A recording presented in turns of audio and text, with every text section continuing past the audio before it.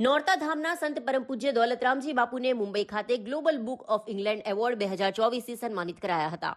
પાટણ તાલુકાના નરભેરામ આશ્રમ ખાતે છેલ્લા 50 વર્ષથી સંત શ્રી પરમ પૂજ્ય દોલતરામ મહારાજ દ્વારા વિવિધ સેવાકીય પ્રકલ્પો કરવામાં આવી રહ્યા છે.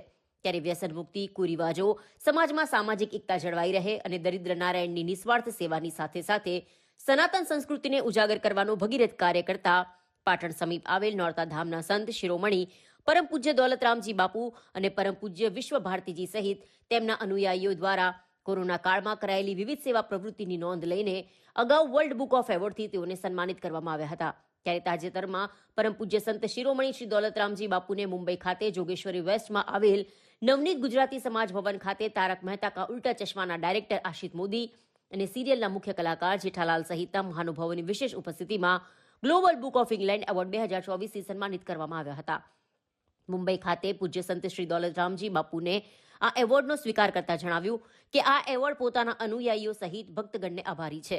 ત્યારે પરમ કૃપાળુ પરમાત્મા જીવનમાં સદાય આવી સમાજ સેવા કરવાની શક્તિ બક્ષતા રહે તેવી કામના તેઓએ વ્યક્ત કરી હતી.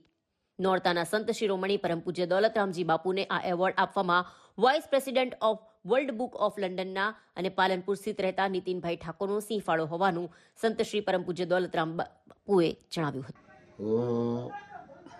ગુજરાતના પાટણ જિલ્લાના પાટણ તાલુકામાં ચાલતા નરભેરામ અન્ય ક્ષેત્ર આશ્રમના સંત તરીકે લોકો દોલતરામ મહારાજ તરીકે મને ઓળખે છે.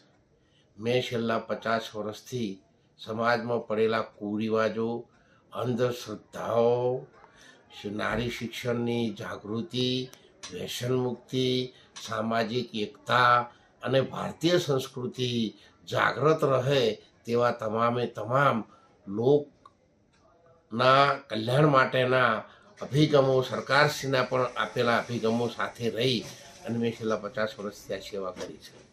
કોવિડ-19માં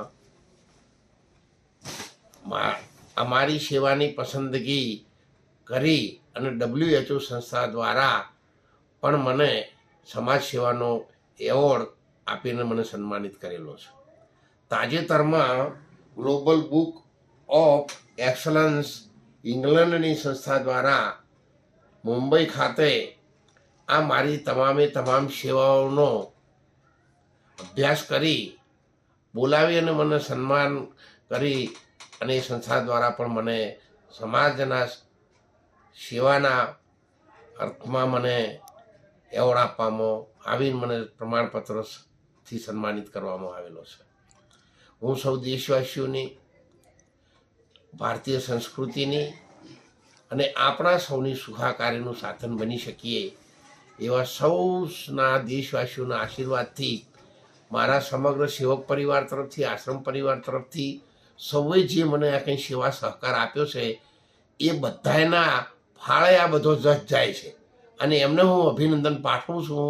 અને સાથે સાથે પત્રકાર અને મીડિયા પરિવારને પણ હું લાખો વાર વંદન કરું છું કે જેમણે સમાજ સેવાના કાર્યને ઉજાગર કરવા માટે તન, મન અને ધનથી પ્રયત્ન કર્યો છે.